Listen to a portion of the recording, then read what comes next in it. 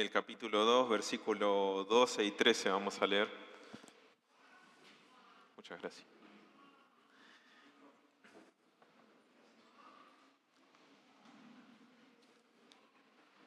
Bueno, hermanos, saben que ya tienen allá disponible para llevar a los niños, como acostumbramos siempre. Recuerden poner sus celulares en silencio, por favor. Aseguren bien sus termos. Vamos a leer este pasaje a modo de introducción y después vamos a ir viendo varios pasajes.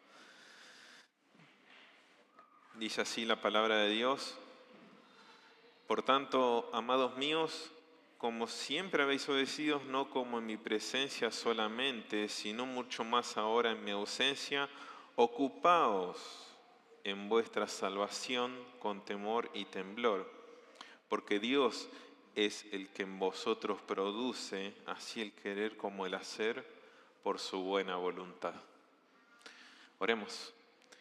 Señor, gracias, Padre, por la reunión que nos estás dando, mediante la cual hemos podido tener tiempos de comunión preciosos, hacer uso de nuestros dones, poder escuchar tu palabra leída, Señor. Te hemos adorado a través de nuestras ofrendas, hemos escuchado la exposición preciosa del Evangelio, hemos sido instruidos, Señor, a través de la escuela bíblica, a través de las alabanzas también, Señor. Te rogamos que ahora nos ayudes, Padre. Ayúdame a mí para poder exponer tu palabra, lo que contiene tu palabra.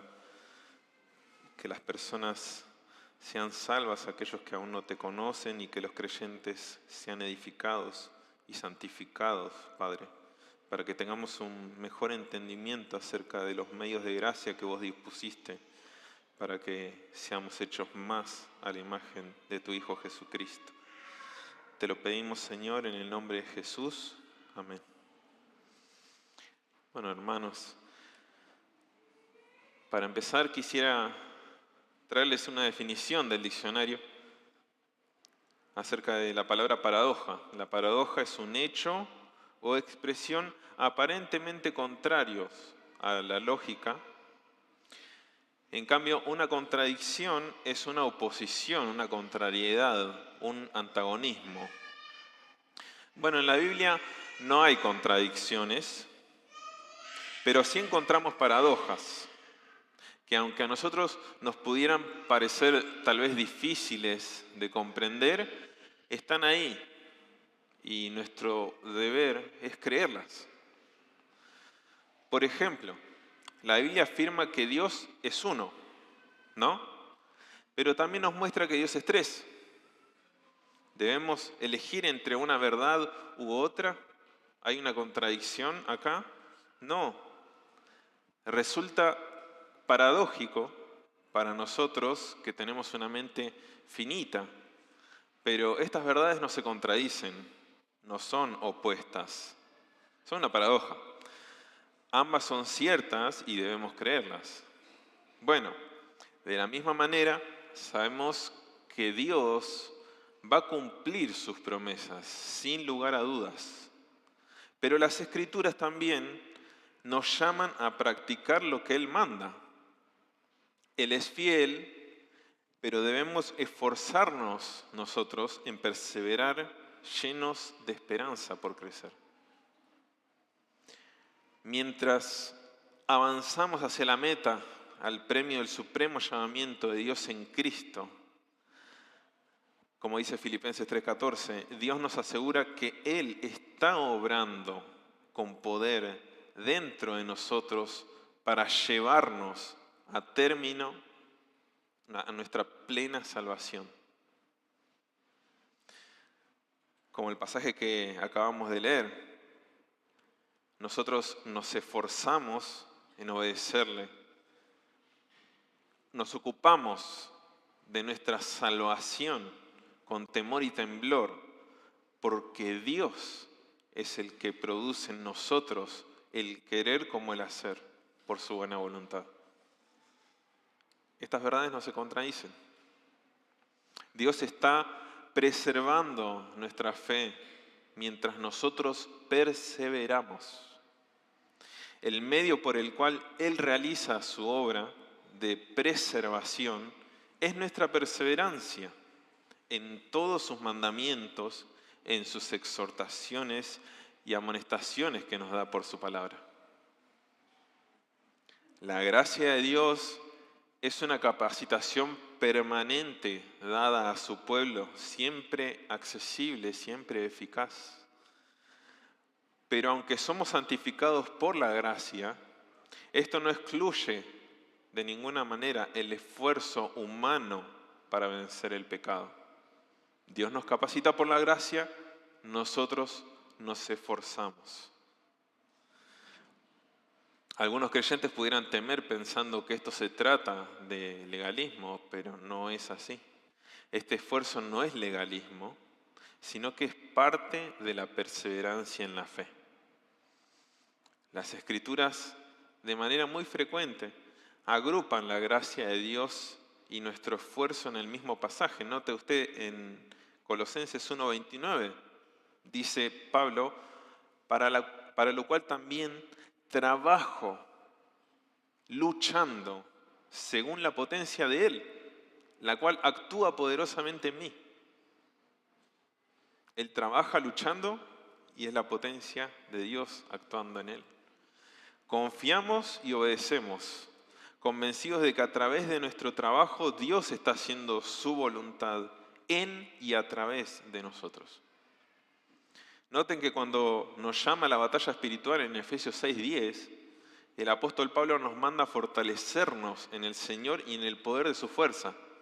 Está diciendo, sé fuerte, pero sabiendo que Dios es quien proporciona la fuerza.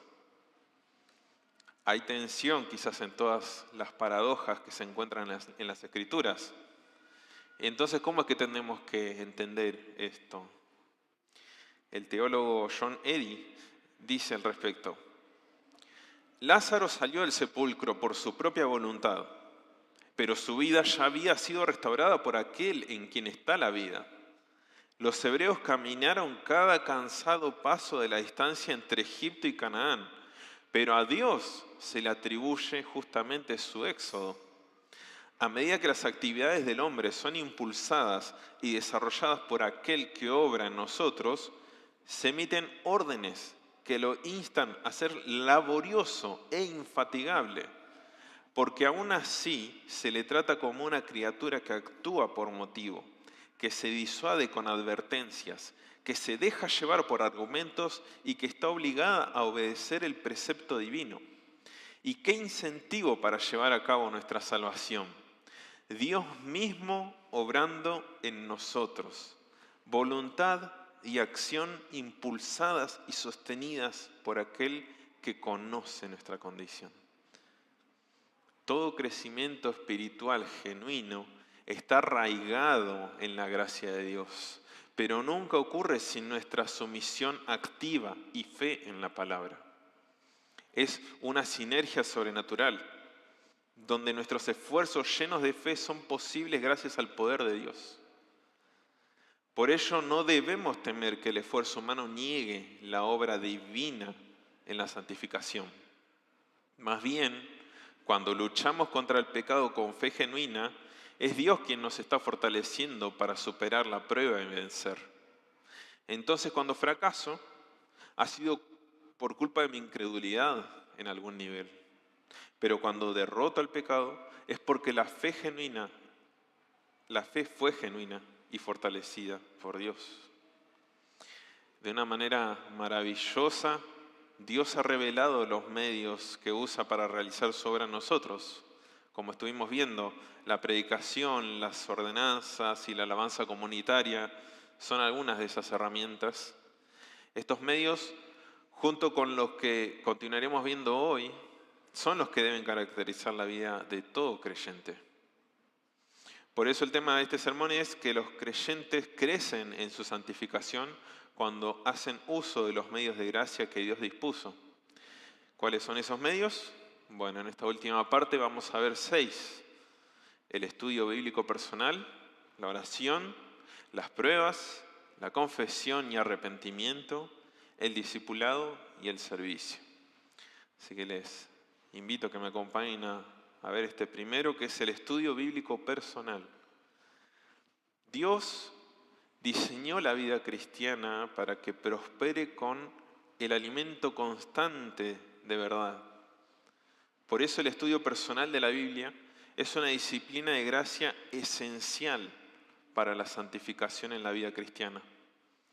La Biblia misma da testimonio de ser una fuente de poder santificador, capaz de producir cualidades como valor. Josué 1:7 dice: solamente esfuérzate y sé valiente para cuidar de hacer conforme a toda la ley de mi siervo Moisés que él te mandó. No te apartes de ella ni a diestra ni a siniestra, para que seas prosperado en todas las cosas que emprendas. También cualidades como pureza. ¿Con qué limpiará el joven su camino? Con guardar tu palabra, dice el Salmo 119:9. Produce gozo. Dice Jeremías 15:16, tu palabra me fue por gozo y por alegría de mi corazón. Produce discernimiento. Filipenses 1:8-11. Madurez. Colosenses 1:28. Buenas obras. Segunda de Timoteo 3:15-17. Como siempre recordamos este pasaje, toda la escritura es inspirada por Dios y útil para enseñar, para redarguir, para corregir, para instruir en justicia, a fin de que el hombre de Dios sea perfecto, enteramente preparado para toda buena obra. Produce semejanza a Cristo, Colosenses 3:10. Bueno, es innegable que la Biblia afirma poseer poder santificador. Pero ¿cómo es que funciona ese poder? ¿Cómo explicamos también el hecho de que hay personas que conocen mucho de la Biblia, pero nunca experimentan un cambio verdadero? ¿No socava eso la afirmación de que la palabra de Dios tiene el poder de santificar? La respuesta es no. Es imposible ser santificado sin entender la verdad bíblica, pero es posible entender la verdad bíblica sin ser santificado por ella. Para que el estudio bíblico personal haga efectivo el poder santificador que tiene la palabra, deben existir algunos ingredientes clave.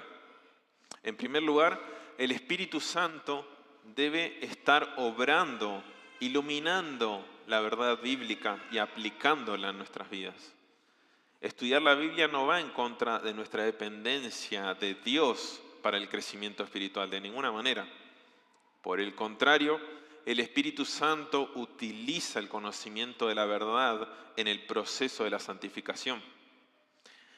La Biblia es el instrumento elegido por el Espíritu Santo para la regeneración. En 1 Pedro 1:23 dice que somos renacidos, no de simiente corruptible, sino de incorruptible, que es la palabra de Dios que vive y permanece para siempre. También el Espíritu Santo ha elegido este medio para santificarnos. Fíjese como dice 2 Tesalonicenses 2:13, que Dios nos ha escogido desde el principio para salvación mediante la santificación por el Espíritu y la fe en la verdad, en su palabra. La palabra de Dios está tan conectada con el ministerio del Espíritu que obedecer a las Escrituras es someterte al Espíritu. Mucho de esto lo veíamos hoy en la escuela.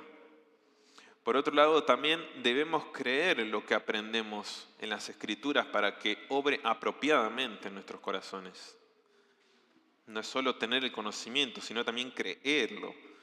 Estudiar la palabra sin confiar nunca en su verdad y poder solamente alimenta el orgullo, conduce a la ceguera espiritual. Como dice 1 Corintios 8:1, el conocimiento envanece. La verdad bíblica ablanda o endurece el corazón, dependiendo de cómo lo recibas. Por lo tanto, el corazón debe ser flexible, maleable y sumiso a la verdad para que la santificación ocurra. En la santificación es indispensable someternos al Espíritu mediante la sumisión a las Escrituras. Pero nadie puede someterse a aquello que no comprende. Por lo tanto, la verdad debe ser comprendida para entonces ser obedecida y que esa obediencia nos santifique. Por ello también es tan importante ver esto en el contexto de la iglesia local, donde Dios proveyó pastores maestros que nos enseñen cómo estudiar y comprender mejor las verdades bíblicas. Bueno, en conclusión, el proceso de santificación requiere no solo una disposición a someterte a la palabra, sino también una comprensión clara de la palabra. Solo cuando la verdad es comprendida y aplicada, puede producir transformación espiritual, haciendo de la Biblia un medio de gracia indispensable en la vida cristiana. Así dice Romanos 12:2. No se conformen a este siglo, sino transfórmense por medio de la renovación de su entendimiento, para que comprueben cuál sea la buena voluntad de Dios, agradable y perfecta. Junto con nuestro estudio personal de la Biblia, también tenemos como medio de gracia la oración. Dios ha diseñado la oración como un medio para profundizar nuestra comunión con Él y aumentar nuestra dependencia de su poder. La oración es una respuesta personal del creyente a la palabra de Dios. Un acto de fe que nos permite presentarnos ante el trono de gracia para recibir misericordia y ayuda. A través de la oración, el creyente es convocado ante el Rey para implorar favor, confesar rebelión y ofrecer acción de gracias. Y esta invitación no depende de nuestra perfección, sino de nuestra unión con Cristo, quien actúa como nuestro sumo sacerdote intercediendo por nosotros ante Dios. Como dice Hebreos 4:14, nos dice que nos acerquemos confiadamente al trono de la gracia para alcanzar misericordia y hallar gracia para el oportuno socorro. Algunos, cuando necesitan ayuda y misericordia, pasa que evitan quizás a Dios avergonzados en lugar de correr hacia Dios en busca de gracia.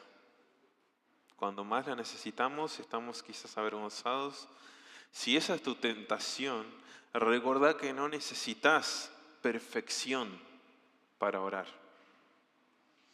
Porque tenés un sacerdote que, habiendo sido perfeccionado, Él vino a ser autor de eterna salvación para los que le obedecen.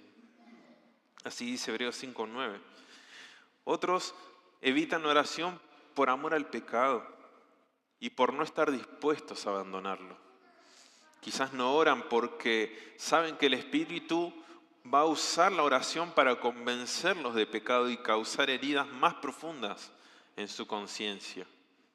A pesar de lo que puedan pensar, no están evitando la oración debido a un malentendido legalista, sino para evitar el arrepentimiento. Cualquiera sea la situación, la gracia de Dios nos llama al trono para recibir la misericordia y la ayuda que tan desesperadamente necesitamos. Y hay un único requisito para la oración. Ese requisito es la fe. J.C. Riley describió de manera penetrante la conexión entre fe y oración. Él dice, el primer acto de fe será hablar con Dios. La fe es para el alma lo que la vida es para el cuerpo. La oración es a la fe lo que el aliento a la vida. ¿Cómo un hombre puede vivir y no respirar? Está más allá de mi comprensión. Y cómo un hombre puede creer y no orar, también está más allá de mi comprensión. Y a medida que nuestra fe se fortalece, nuestra oración se vuelve más consistente y sincera. Aunque la fe puede ser débil a veces, incluso el acto de clamar ayuda a mi incredulidad es una señal de fe, ya que demuestra dependencia en Dios. La oración genuina surge de la convicción de que Dios está presente y escucha, y no se realiza como para impresionar al otro. Orás creyendo en la presencia de nuestro Padre Celestial, confiando en la obra de Cristo el Hijo y dependiendo del poder del Espíritu Santo, o orás para ser visto por los demás. Una cosa o la otra. Como sucedía con el fariseo y el publicano. Uno estaba en pie, el fariseo oraba consigo mismo, dice. De esta manera, Dios, te doy gracias, dice, porque no soy como los otros hombres, ladrones, injustos, adúlteros. Ni siquiera como este publicano, decía, ayuno 2 veces a la semana, doy diezmo de todo lo que gano. Pero el publicano estaba lejos, no quería ni aún alzar los ojos al cielo, sino que se golpeaba el pecho, diciendo, Dios, sé propicio a mí, pecador. Rogaba. La oración no solo es un acto de gracia, sino que también genera más gracia. Cuando oramos, experimentamos la bondad de Dios más profundamente y crecemos en nuestra relación con Él. Hebreos 4:16 se refiere a la oración como si nos acercáramos al trono de gracia para que podamos hallar gracia. Nuestra comunión con Dios se profundiza a través de la oración a medida que nuestra fe se fortalece con la oración. Como creyentes, la presencia de Dios con nosotros nunca fluctúa, pero nuestra fe en su presencia sí. Por eso es que hay momentos de oración en los que Dios quizás no se siente tan cerca. Bueno, no te preocupes porque nada altera tu unión con Cristo. Él siempre está presente. Tu fe quizás simplemente era débil. La fe débil que se manifiesta cuando estamos en pecado a menudo va a obstaculizar la oración. Como nos dice 1 Pedro 3:7, nos manda a vivir sabiamente con nuestras esposas para que nuestras oraciones no tengan estorbo. Pero por el contrario, cuando se manifiesta una fe fuerte a través de una vida que camina en santidad, nuestras oraciones van a estar llenas de energía. La oración también es un excelente recordatorio de nuestra total dependencia de Dios, ya que lo que hace es obligarnos a acudir a Él cada día en busca de fortaleza y provisión. Y esa es una gracia que nos hace humildes, más humildes, porque le dice a Dios, no puedo solo, te necesito. Y Dios recompensa esa humillación. Incluso a veces Dios está esperando soberanamente para actuar hasta que nosotros oramos, para que no olvidemos la necesidad diaria que tenemos de su ayuda. Así nos da la oportunidad de participar en sus obras providenciales. ¿No te pasa a veces que estás ahí esperando que Dios actúe en algo y recién sucede después de que orás? Bueno, Dios está haciendo eso. Y por todo esto la oración es un medio vital de gracia en la vida de los creyentes. Así también las pruebas. Dios ha prometido utilizar las pruebas como un medio de gracia. Es quizás el medio de gracia que menos nos gusta, ¿no? Este es un gran consuelo, hermanos, considerando que todo cristiano tiene garantizado que enfrentará diversas pruebas a lo largo de su vida. Esto no es para de sufrir. Acá sufrimos. Dios proporciona fortaleza para nuestras pruebas. Como dice 2 Timoteo 2:1, Santiago 1, 2 al 4. Y Él también brinda fortaleza a través de nuestras pruebas. Nuestro Padre Celestial promete utilizar cada batalla que soportamos como un medio de gracia en nuestras vidas para conformarnos más a la imagen de su Hijo Jesucristo. Así lo dice Romanos 8:28. Sabemos que a los que aman a Dios, todas las cosas les ayudan a bien. Esto es, a los que conforme a su propósito son llamados. Porque a los que antes conoció también los predestinó para que fuesen hechos conformes a la imagen de su Hijo. Dios, entonces, en su providencia, usa las pruebas para revelar y eliminar ídolos ocultos en nuestras vidas. Así cantábamos también. Estos ídolos que pueden permanecer quizás desapercibidos, nos alejan de la verdadera adoración a Dios. Bueno, las pruebas lo que hacen, que no solo revelan nuestros pecados e idolatrías, sino que nos ofrecen la oportunidad de humillarnos ante Dios y recibir su gracia purificadora. Así como ocurrió con Job, quien enfrentó grandes aflicciones para luego ser refinado por Dios y tener una relación más profunda con Él. Él dice, yo hablaba de lo que no entendía, cosas demasiado maravillosas para mí que yo no comprendía. Esto después de pasar toda su aflicción y después de que Dios le habló de todo lo que él hace y que Job no tiene capacidad de hacer. De oídas te había oído, mas ahora mis ojos te ven, dice. Nuestro Padre Celestial preferiría que soportaras el dolor de perder a tu ídolo que las heridas que puede causarte la idolatría. Como nos recuerda el autor de Hebreos, Él nos disciplina para nuestro bien, para que participemos en su santidad. En medio de nuestras pruebas, Dios se encarga de eliminar toda posibilidad de encontrar esperanza en nuestras circunstancias, de modo que nos vemos obligados a confiar en la esperanza que viene solo por la fe en la palabra. Eso es doloroso, pero es un dolor precioso que nos conduce a Dios. Dios nos conoce de principio a fin. Él sabe lo que necesitamos y cuándo lo necesitamos. Y hay ocasiones en las que la única manera de que caminemos por fe es cuando Dios nos quita todo en lo que confiamos y nos deja nada más que sus promesas. Podemos entonces mirar con confianza cada prueba como una oportunidad de gracia para confiar en Dios, fortalecer nuestra fe y profundizar nuestro carácter cristiano. Veámoslo de esa manera. Dice Romanos 5:3, nos gloriamos en las tribulaciones, sabiendo que la tribulación produce paciencia.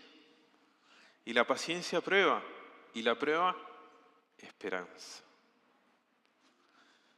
Dios también utiliza las pruebas para equiparnos mejor en el ministerio hacia otros creyentes. Al pasar por sufrimientos adquirimos empatía, comprensión, con los cuales Dios nos capacita para consolar y alentar a otros en sus pruebas. 2 Corintios 1:4 dice, el cual Dios nos consuela en todas nuestras tribulaciones, para que podamos también nosotros consolar a los que están en cualquier tribulación, por medio de la consolación con que nosotros somos consolados por Dios. Dios nos consuela a nosotros en nuestras tribulaciones y nosotros así tenemos la capacidad de consolar a otros. Esto es maravilloso. Si somos atribulados, también dice el versículo 6, es para vuestra consolación y salvación. O si somos consolados, es para vuestra consolación y salvación. Además, también las pruebas se convierten en oportunidades para testificar el Evangelio, mostrando el poder de Dios a través de nuestras vidas que son transformadas, que van pasando por ese horno de fuego, Para un cristiano las cosas malas en la vida pueden ser difíciles, pero son soportables, porque sabemos que Dios las está usando como un medio de gracia para profundizar nuestra fe y prepararnos para su gloria. Dice 2 Corintios 4:16 que nuestro interior se renueva de día en día, porque esta leve tribulación momentánea produce en nosotros un cada vez más excelente y eterno peso de gloria. Bueno, como nos enseña Pedro, compartimos los sufrimientos de Cristo para poder compartir su gloria. Amados, dice, no se sorprendan del fuego de prueba que les ha sobrevenido, como si alguna cosa extraña les aconteciese, sino gócense por cuanto son participantes de los padecimientos de Cristo, para que también en la revelación de su gloria se gocen con gran alegría. Las pruebas deben ser una oportunidad para gozarnos y crecer más a la imagen de Cristo. En todo tiempo debemos ver que la providencia de Dios es el fundamento de nuestra confianza en medio de las pruebas. Nada en nuestras vidas sucede fuera del control soberano de Dios. Nada. Lo que garantiza que todas las cosas, incluso el sufrimiento, están siendo utilizadas para nuestro bien y para su gloria.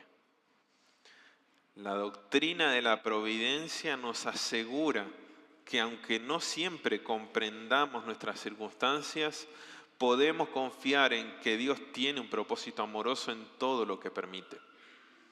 Para los creyentes esta verdad debe traer consuelo, debe traer paz, sabiendo que nuestras vidas están seguras en las manos del Dios bueno y soberano. También la confesión y arrepentimiento son necesarios, son un medio de gracia. Sabemos que son necesarios para la conversión y continúan desempeñando un papel vital como medio de gracia en la vida de un creyente. Así es. Dios tiene la intención de hacernos santos. Eso incluye quitarnos todo pecado restante.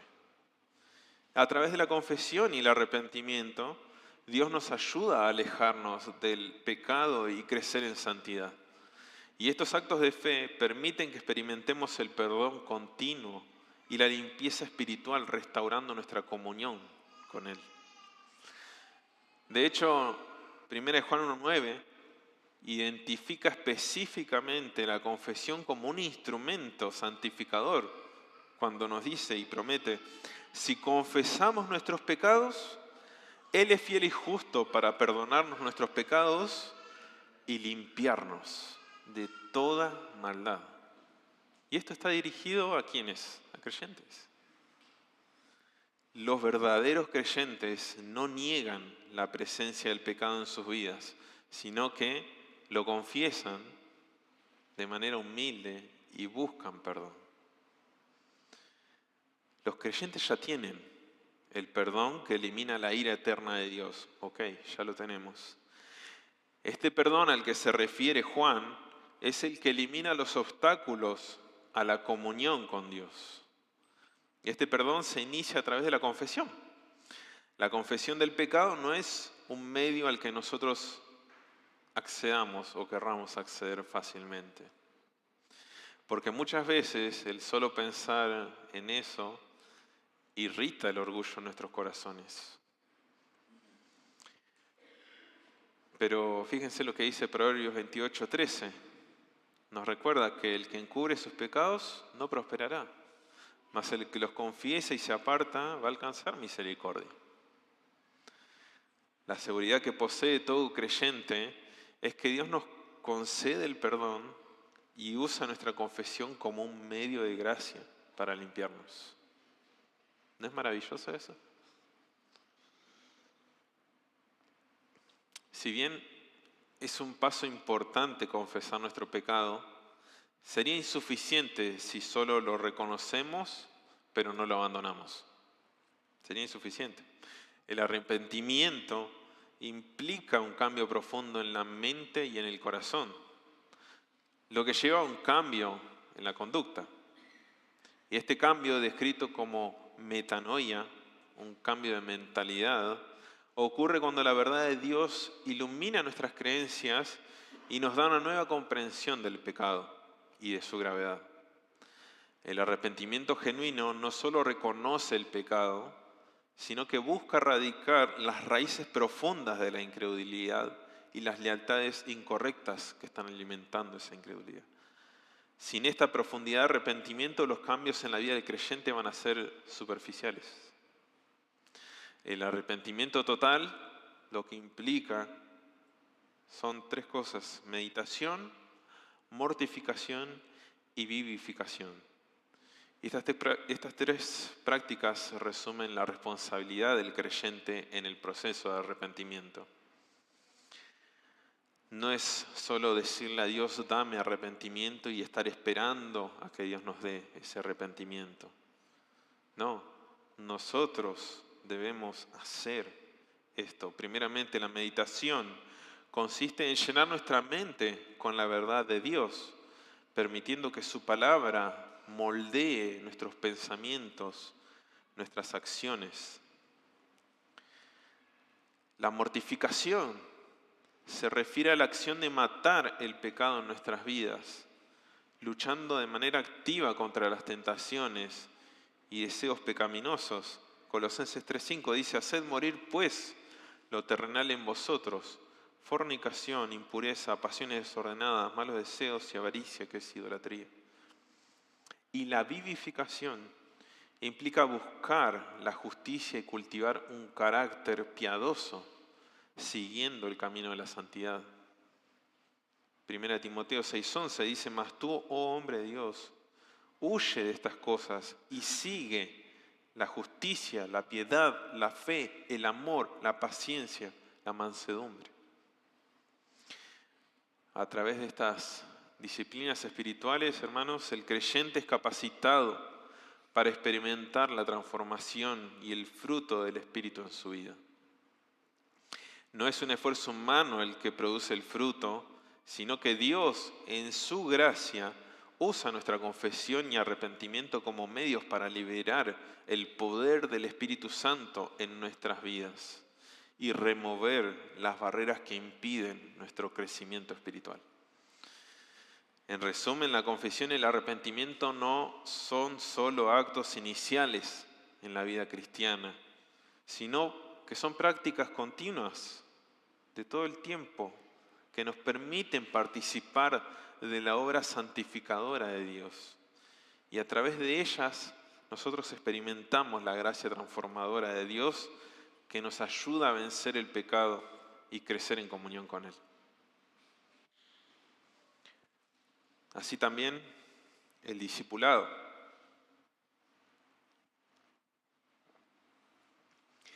Y estos medios de gracia que venimos viendo no deben practicarse de forma aislada. Son más eficaces cuando se emplean en el contexto del discipulado.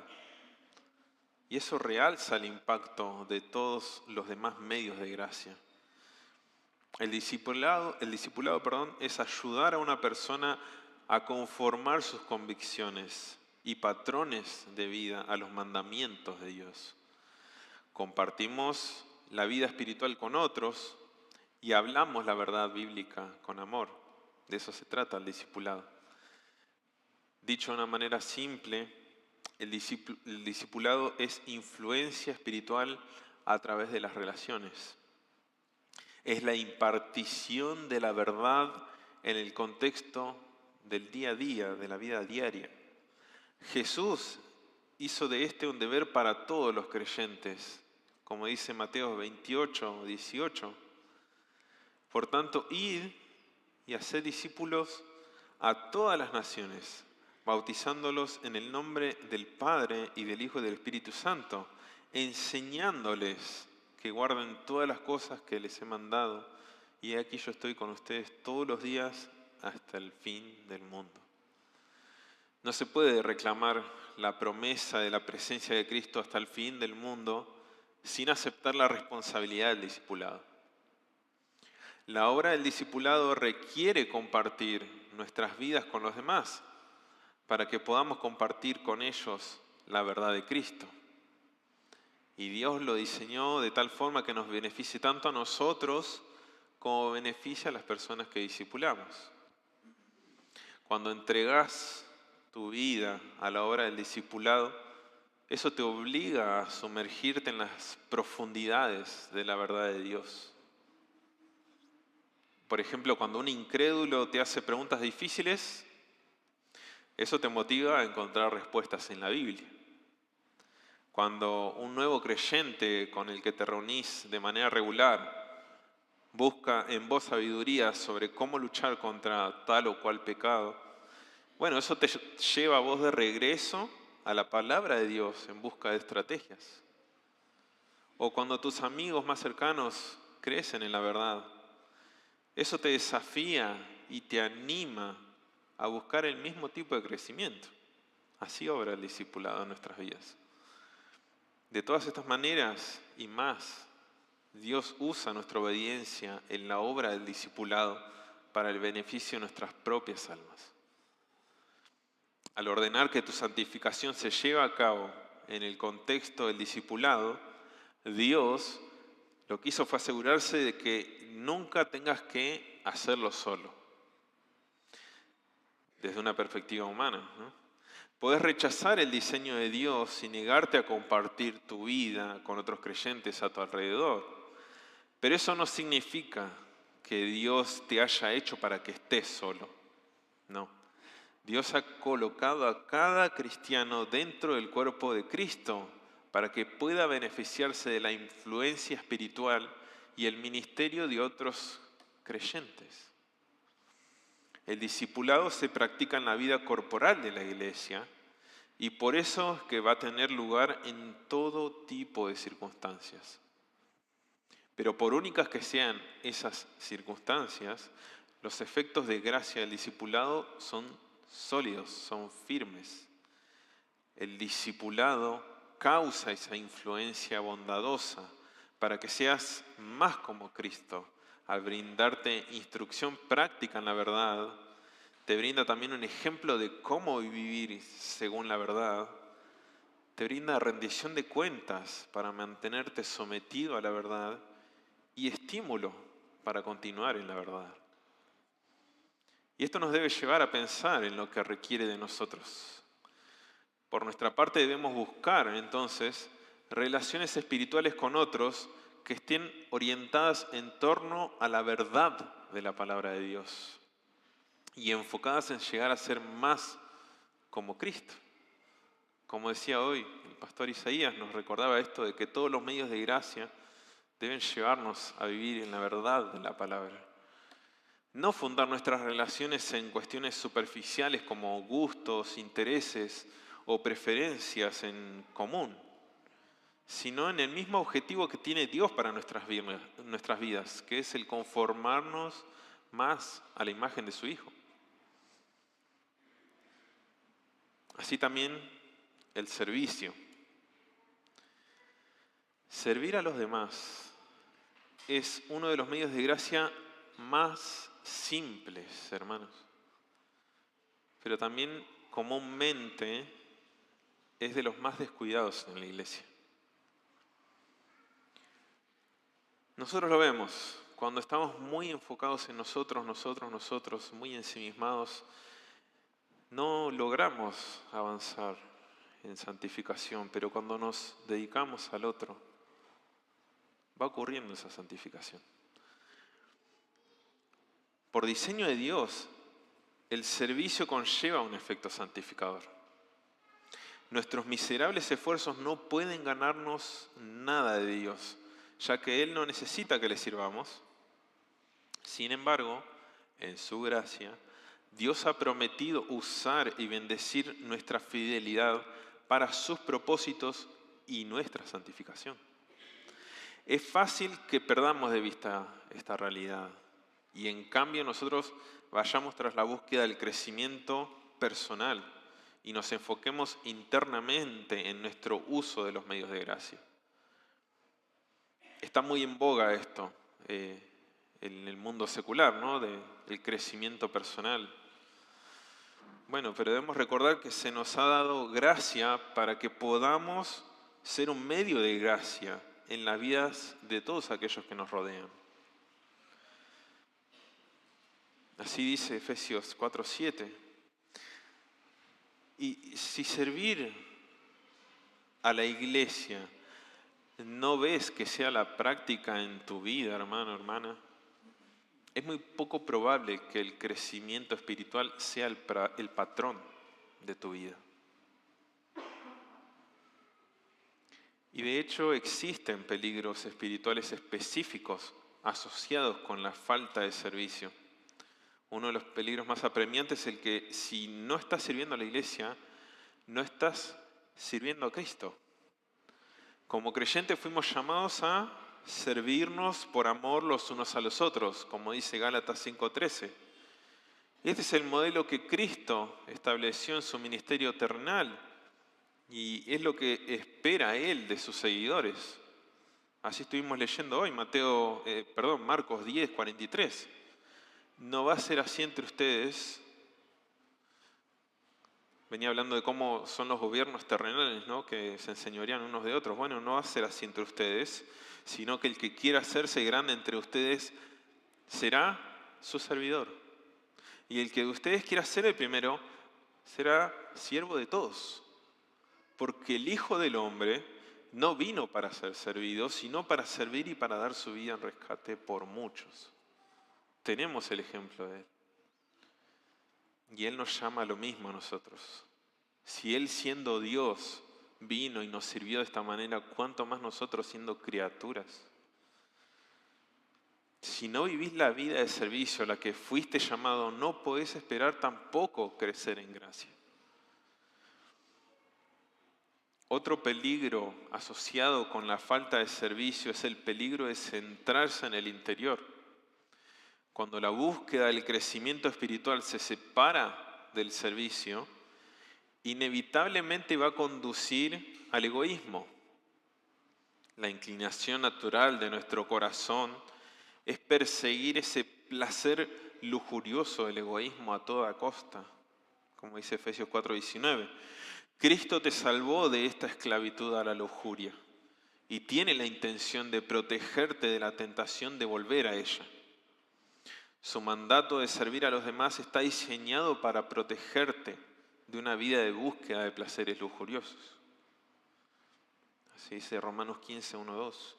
Si ignorás tu deber de servir a la iglesia, te estás abriendo a todos estos peligros. Porque eso conlleva el enfoque en uno mismo.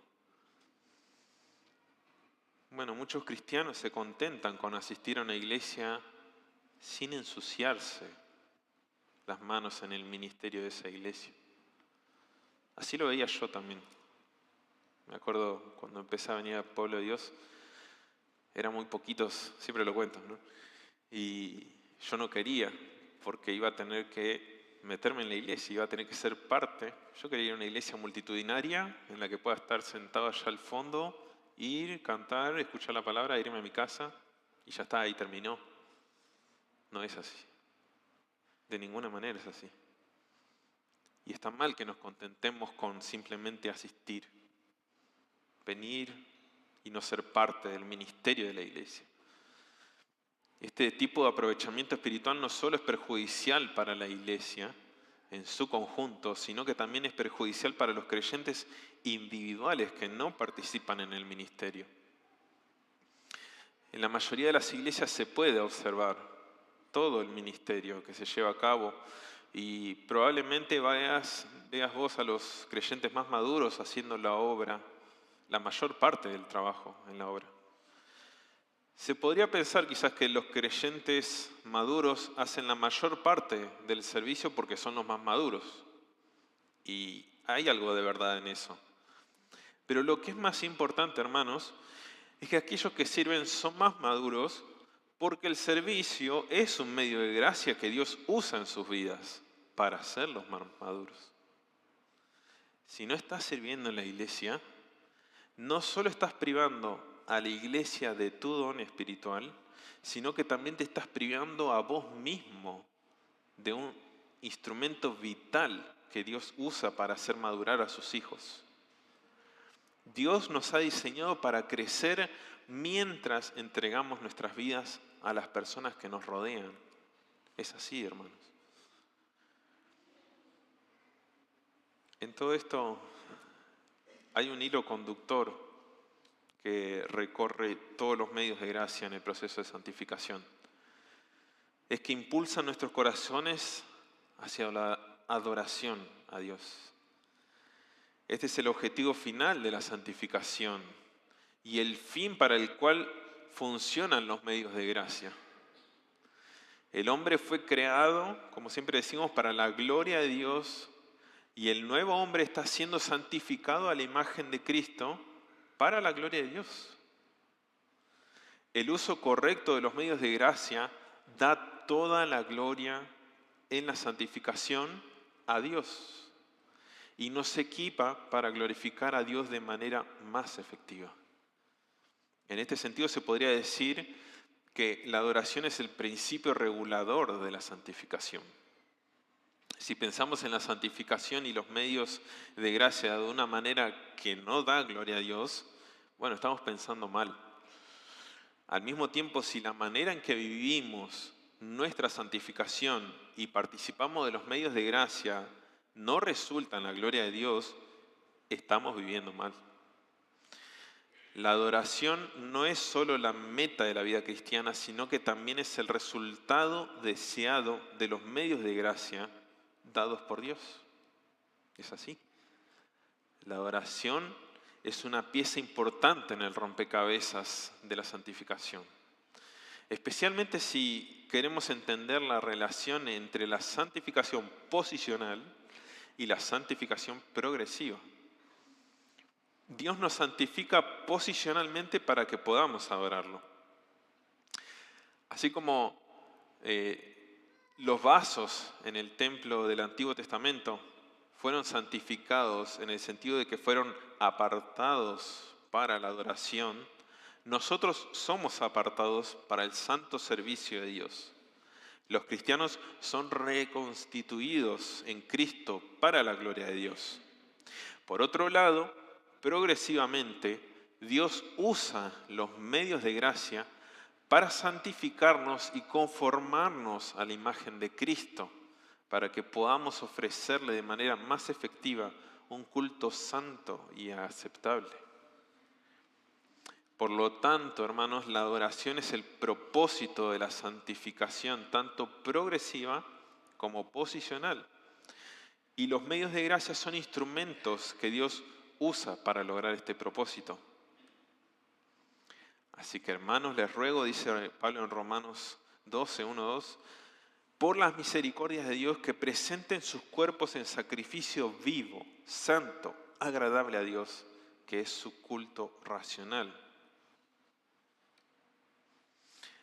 Además de ser fruto de la santificación, la adoración también juega un papel clave en el uso correcto de los medios de gracia. La adoración es la máxima motivación para nuestro esfuerzo en la santificación. Dios, en última instancia, está motivado en todas las cosas por su propia gloria. Si esta es la motivación divina para la santificación, también debe ser nuestra motivación. Debemos sentirnos impulsados a glorificar a Dios a través de nuestras acciones y a través de nuestras actitudes.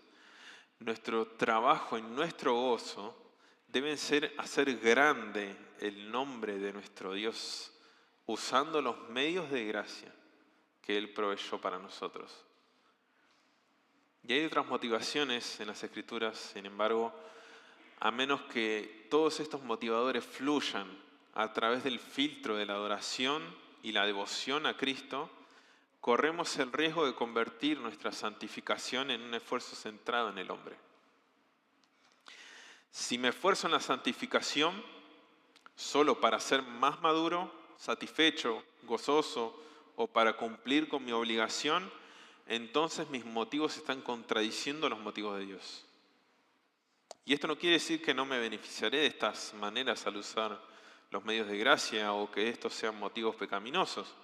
Pero el objetivo final de mi madurez, de mi santificación, buenas obras y gozo debe ser la gloria de Dios.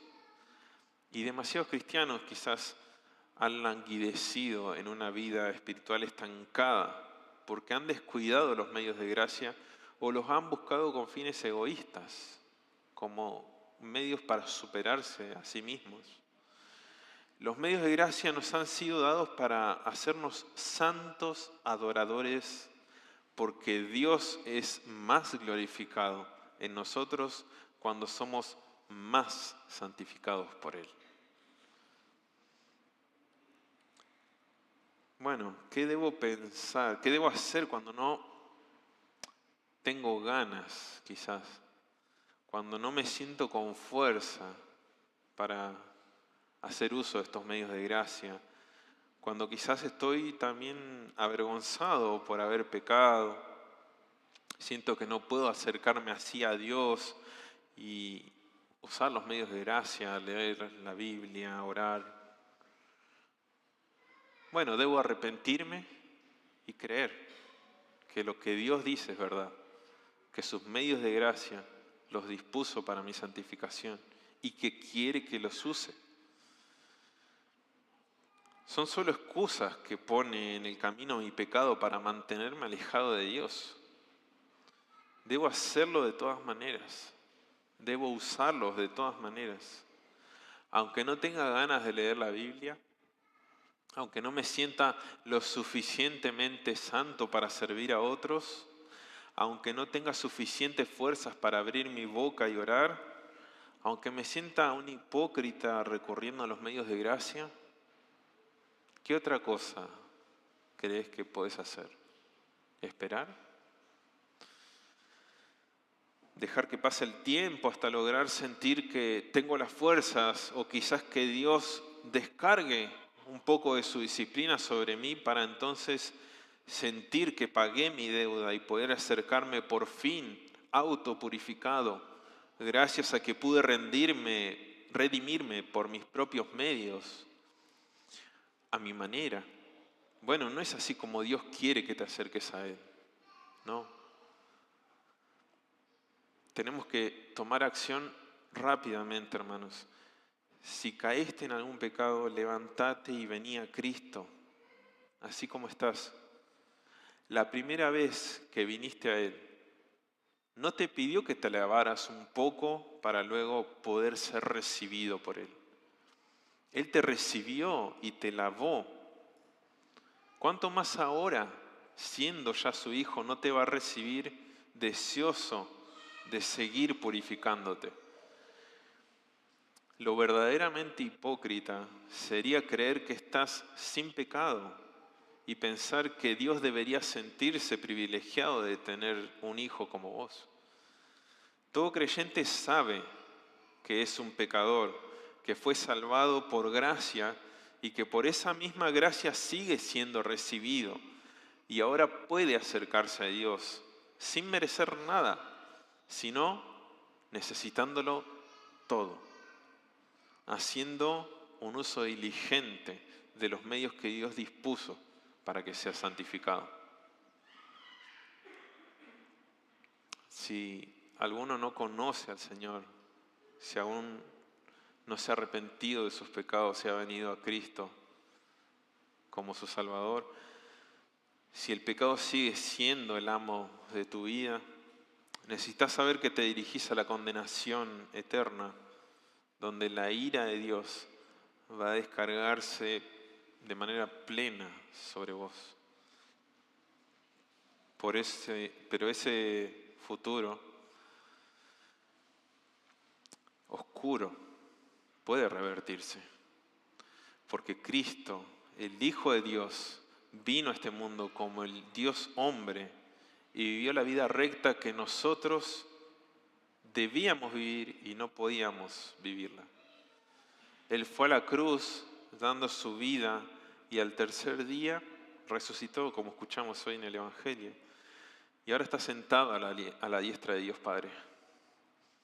Dios dispuso que Jesucristo sea tu justicia delante suyo, que Él sea tu sustituto, quien recibe tu castigo para que vos recibas vida eterna, por medio de Él, por medio de Jesucristo, y así puedas vivir en santidad usando estos medios de gracia que hemos escuchado.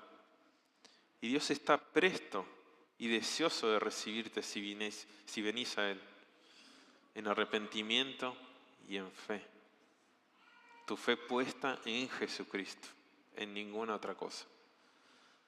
Por eso, cree hoy en Jesucristo para el perdón de tus pecados.